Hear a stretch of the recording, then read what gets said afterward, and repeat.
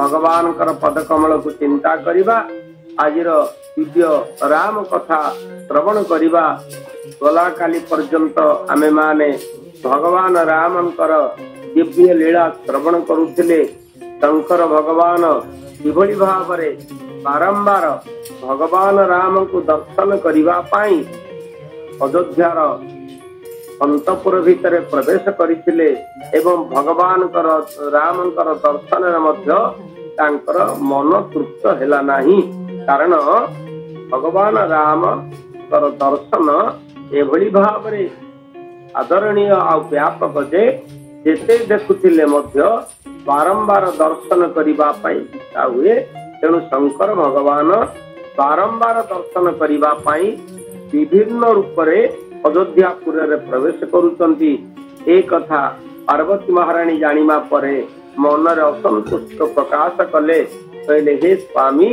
आपण बारंबार राम भगवान को दर्शन करिबा पाई जाउचंती, काई मते त आपण सांगरे नौ नाहंती, काहाकु काहाकु नै कि सांगरे जाउचंती। प्रथम पर्याय रे आपण काकभूषण को नै कि गले, द्वितीय पर्याय रे हनुमान को नै कि गले, तृतीय पर्याय रे नाग अनंत को नै कि गले। मते आपण नबार परिकल्पना करि नाहंती त तेनु मु निश्चित भाव रे आपण को न नै कि जीवी भगवान राम को दर्शन करिबा पाई। पार्वती महारानी अत्यंत आदर भाव रे एतु गुडे कंढेई तैयार करी से कंढेई भगवान राम को दबा पाई सुंदर भाव रे वेशभूषा परिपाटी रे से हीरा लीला मोती माणिक्य संजी से कंढेई मान को तैयारी करी गोटे बोझरे धरी ताको मस्तक रे धारण करी कंढेई विकाली वेशरे कैलाश पर्वत रु बाहरिले। शंकर तांकर लालसा को आउ सीमित करि पारिले नाही। भगवान रामंकर दर्शन करिवार जो दिव्य लालसा ए लालसा तांकर प्रशमित हो पारला नाही। तेणु से छपी छपी पार्वती महारानी साथी रे भगवान राम को दर्शन करिबा पई पुनः प्रयास कले एवं छपी छपी पछपटू जाई पार्वती महारानी जो बोझ उपरे गोटे पाट घोड़ेइचंती एवं बोझ मध्य कंढेई जाक नेइकरी जाउचंती भगवान राम को दबा पई प्रभु निकट रे निजको आत्म प्रकाश करिबा पई से बोझ भितरे पछपटू लुचि लुचि जाई गोटे कंढेई काढ़ी देले तले पकई देले निजे गोटे 5 मुंडिया कंढेई बोझ भितरे पसी गले। ए कथा पार्वती महारानी जानि पारले ना। ए कथा आकाश मंडल रे सूर्य नारायण ब्रह्मा इत्यादि देवता मान दर्शन करुथिले। कारण भगवान रामंकर जन्म परठारु समस्त देवता माने शत्रुष्ण नयन रे भगवान का लीला दर्शन करिबा पाई व्याकुल होउचंती। सबु देवता माने देखिले पार्वती महारानी कोन गोटा बोझरे मुंडेई करी जाउचंती एवं तांका पछे पछे शंकर भगवान छपी छपी से बोझरु कोन गोटे काढ़ी पकेइले तले एवं निजे से बोझ भितर पसी गले। ए कथा ब्रह्मा जेतोले लक्ष्य कले तो अवसर रंती जब जाना श्री राम जय राम जय जय राम। तो अवसर रंती जब जाना श्री राम जय राम जय जय राम। तले सकल सुर आजी विमाना श्री राम जय राम जय जय राम। बोल रामचंद्र भगवान की जय। भगवान रामचंद्र को दर्शन करिबा पई लालसा प्रकाश करी ब्रह्मादि देवता माने समस्ते गोटिए परे गोटिए पार्वती महारानी बोझ भितर को आसिले गोटे गोटे कंढेई काढ़ी पकेइले पछपटे लुचि लुचि एक कथा करुचंती जो कथा को पार्वती महारानी बिल्कुल जानी पारले ना। समस्त देवता माने गोटे गोटे आसी निज निजर स्वरूप धारण करी गोटे गोटे कंढेई रूपरे पार्वती महारानी बोझ भितर प्रवेश कले एवं पार्वती महारानी आनिथिबा कंढेई की सब गोटे गोटे बाहर को पके पार्वती महाराणी या संपर्क में बिल्कुल कौन अवगत हो पारे ना। कंडे बिकापी जाऊँच अयोध्यापुर को, अयोध्यापुर प्रवेश कले सीधा सड़क तो जापरे ना राजा अंतपुर को डाकी डाकी जाऊँ आल पिला माने किए कौटी अचल निय निय सुनार कंडे रूपार कंडे हीरार कंडे लीलार कंडे मोतीर कंडे मु आनी सेतबले कंडे बिकी बिकी अयोध्या राजदाण्ड बुलुंट अयोध्या पुरवासिनी माने घेरी गले कहले आल झील ये हीरा कंडे लीला कंडे मोती कंडे माणिक कंडे सुनार कंडे रूपार कंडे आम मैंने किणी पारिबु कि रजा घर को जा रजा घर चारि चारिटा पिला अछंती से माने कंडे किणी एक कथा कहबारु पार्वती महाराणी कहले मते तो रास्ता जना नहीं तुम्हें माने मते टिके रास्ता देखै दियो। समस्त एकाठी मिसे पार्वती महाराणी की नहीं जाई अयोध्यापुर रे कौशल्या महाराणी के पाखरे पहुंचे देले। हे माँ हे महाराणी हे कौशल्या महा सामग्री आई वर्तमान तम पिला कंडे बालिक आम आनीचु हीरा लीला मोती माणिक सुनार कंडे आनी रख रख बोली कहबारु कौशल्या अत्यंत आनंदित हेले एवं स्वागत कले। आलो कंडे बाली की कंडे आनी मत देखा तो मो पिला मानक मनु पाइब तो। पार्वती महाराणी मुंडर बोझटा ओल्ले थोईदे कहले माँ ये बोझ भितर सब कंडे अच्छा पाट काढ़ी तमें निजे देख एवं पाटटा को कौशल्या महाराणी काढ़ीदे। समस्ते बोझ भितर को चाहिए कि प्रकार कंडे आसी पार्वती महाराणी बोझ भितर को चाहिए से निजे जो सुंदर भाव में श्रद्धार सहित आनंदर सहित भगवान नाम मरामत कंडे आनी केड़े सुंदर है पार्वती महाराणी जिते बोझ भितर को निरीक्षण करती देखिले सी आनी कौन गोटे कंडे बोझ भितर ना। आश्चर्य हो गले शंकर भगवान 5 मुंडिया कंडे रूप अच्छा ब्रह्मा 4 मुंडिया कंडे रूप अच्छा अनंत सहस्र फणा युक्त कंडे जम कालपास सहित कंडे रूप अच्छा सूर्य नारायण सप्ताशरथ सहित कंडे रूप अच्छा सबु देवता माने निज निजर वाहन निज निजर आयुध सहित कंडे रूप बोझ भितर अच्छा। आश्चर्य हो गले पार्वती महाराणी ये किमिति हैला मु जो कंडे आनी सी कुआडे गला ये सब देवता माने कंडे रूप आसी ये बसचंती एक कथा बुझी न पारी पार्वती महाराणी चिंताग्रस्त होती हैला। ये समय रे राम भगवान दौड़ी पड़े आसिले कंडे नेबी कंडे नेबी कंडे नेबी कही बोझ पाखे नई पड़े एवं गोटे कंडे काखरे जाकीदे धाई पड़ेले। प्रथम पर्याय राम भगवान सबुठ अति प्रिय होती शंकर भगवान कंडे धरिकी पड़ेले। ये प्रकृत रे शंकर भगवान जीवंत कंडे रूप राम भगवान पाखे रहीगले। दौड़ी पड़े आसिले भरत मो भाई कंडे नेले मु गोटे कंडे नेबी या बोली विचार कले। भरत होउछन्ति ब्रह्मांकर अवतार तेणु तांकर नाम होउछि विश्वभरण पोषण कर जोई ताकर नारत अस होई। श्री राम जय राम जय जय राम श्री राम जय राम जय राम। भरत ब्रह्मा को नहीं गले आउ लक्षण पड़े आसिले अनंत को नहीं गले शत्रुघ्न पड़े आसिले जम को नहीं गले। ये भली भाव में 4 कंडे गोटे थर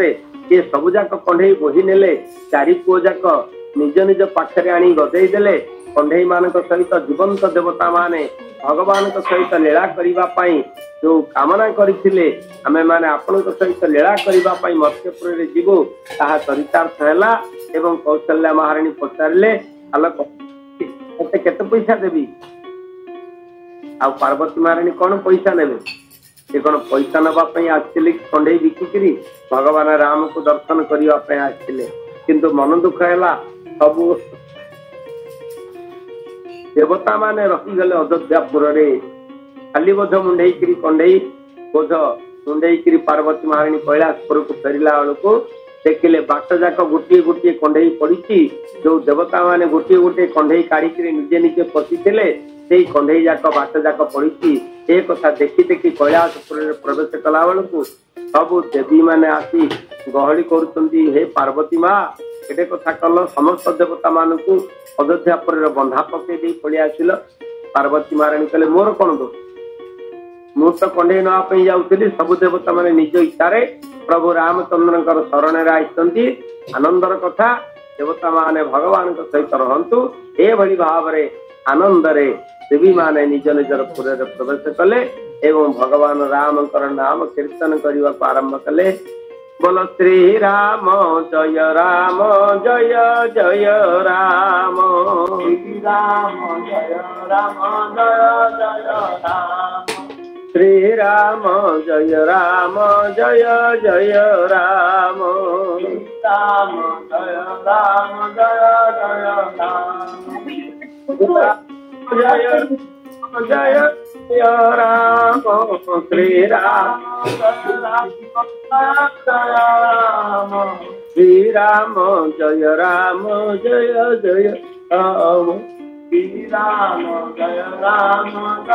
जय राम। बोल सीतापति रामचंद्र भगवान की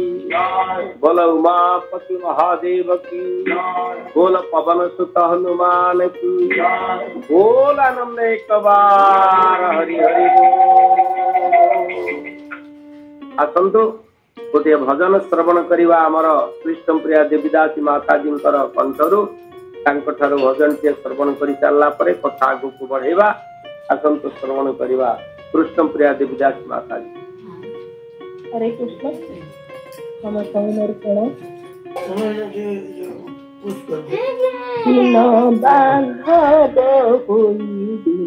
दया कहिला तीन बांधव दया नहिला तमर हरि हरि भरोसा करी हरि प्रिय थरे प्राण गला तीन बांधव होई दिले दया नहिला दिन बांधव होई दिले दया नहिला जते रूपे जते जते भसन मेला जते जते जते जते जते दूर जते जते मसन मेला सबू ए मसन मेला तुम्हारे भरोसा करी तुम्हारी तुम्हारे भरोसा करी उदार उदार मधु खतन गोला मधु हरि हरि बोल। आसतु भगवान राम दिव्य कथा में मान श्रवण करवा। गोस्वामी तुलसीदास सुंदर भाव श्री रामचरित मानस कौशल्या सहित किभली भाव रामचंद्र खेलुंट से कथा को वर्णना कर व्यापक ब्रह्म निरंजन व्यापक ब्रह्म निरंजन निर्गुण विगत विनोद तो अज प्रेम भगवत कौशल्या के गोद कौशल्या के गोद श्री राम जय जय राम जय जय राम राम जय राम जय जय सीता लखन सिया रामचंद्र की जय पति महादेव की जय पवन सुत हनुमान की जय। व्यापक ब्रह्म निरंजन निर्गुण विगत विनोद भगवान छठी ऐश्वर्य कथा ए दोहारे गोस्वामी तुलसीदास वर्णना करिसंती। इभली भावरे छठी ऐश्वर्य लीला भगवान प्रतिपादित करिसंती। प्रथमे कहले व्यापक भगवान बहु व्यापक एक अत्र तत्र सर्वत्र विद्यमान ब्रह्म स्वयं ब्रह्मर स्वरूप निरंजन से होती सर्वदा कालजयी निर्गुण ये होती गुणातीत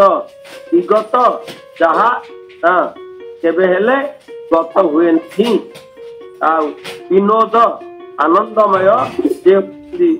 सच्चिदानंदमय से ब्रह्म ये 6टी गुण ये 6टी ऐश्वर्य प्रतिपादित करी तो अज प्रेम भगति वश कौशल्या के गोद से भगवान ये षडय ऐश्वर्य पूर्ण भगवान आज कौशल्या कोल लीला करुँच कथा देवता माने देखी अत्यंत आनंदित होती एवं भगवान दिव्य लीला आमे माने श्रवण करुचे माँ कौशल्या सहित दिनकर घटना माँ कौशल्या भगवान राम को स्नान स्थित करदे शयन करदेले एवं श्रृंगार करदेले पलंक पर शुआईदेले बापा धन ये शयन कर मुझे घर कथा बुझापी जाऊँगी ठाकुर कथा बुझी एवं भगवान कथा बुझी कौशल्या माँ राम को भगवान बोली स्वयं देखी पुत्र मोहरे सब किछ भूली जाइछन्ति एक बार जननी अन आए करि सिंगार पलाना पढ़ाए श्री राम जय जय राम श्री राम जय जय राम श्री राम जय जय राम श्री राम जय राम उसी दिन माँ कौशल्या स्नान शौच करती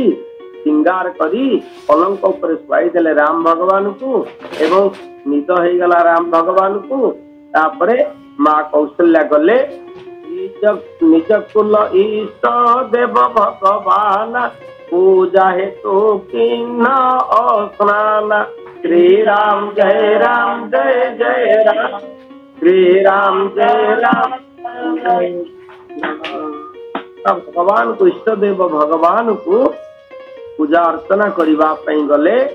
करी पूजा नैवेद चढ़ावा आप गई पुण्य पाक बनावा श्री राम जय जय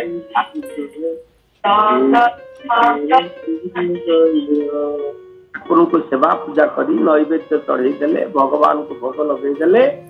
एवं कबाटी आउ दे रोषे करने रोषे घरे गले पहुंचले आप गई पुणी पाक बनावा से रोषेईवास करने रोषे घर भितर प्रवेश कले एवं रोषे घर भितर से देखुंती एपटे राम भगवान शयन करपटे स्वयं इष्टदेव भगवान पाखे नैवेद्य लगी अवस्था जिते कौशल्या माटे बुलिक चाहिए गोटे दिव्य रूप दर्शन कले दोई बालक देखा मति भ्रम मोरी की तान विशेषा श्री राम जय राम जय जय राम श्री राम जय राम जय जय राम दो बालक देखा पलंक पर शोचंती राम भगवान एपटे ठाकुर घरे नैवेद्य भोजन करुचंती भगवान राम कौशल्या देखी राम जननी अकुलाना प्रभु अति भिन्न मधुर मुस्काना श्री राम जय राम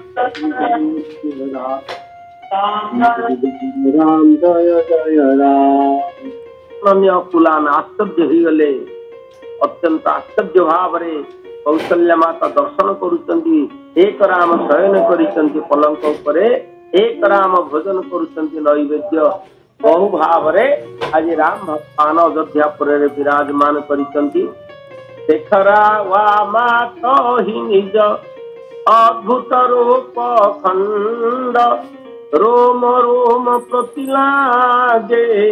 कोटि कोटि ब्रह्मांड श्री राम जय जय राम जय जय सीता श्री राम जय जय सीता देख रहो मात ही निज अद्भुत रूप अखंड भगवान राम अद्भुत रूप अखंड अर्थात सर्वव्यापक भगवान सर्वत्र विराजमान करिसंती अयोध्यापुर रे कौशल्या माता जुआड़े चाहूंती सियाड़े भगवान राम को दर्शन करुचंती एवं रोम रोम प्रति लागे कोटि कोटि ब्रह्मांड भगवान का लोम को उपमान करे समस्त चतुर्दश ब्रह्मांड को दर्शन करुचंती स्थल महीधर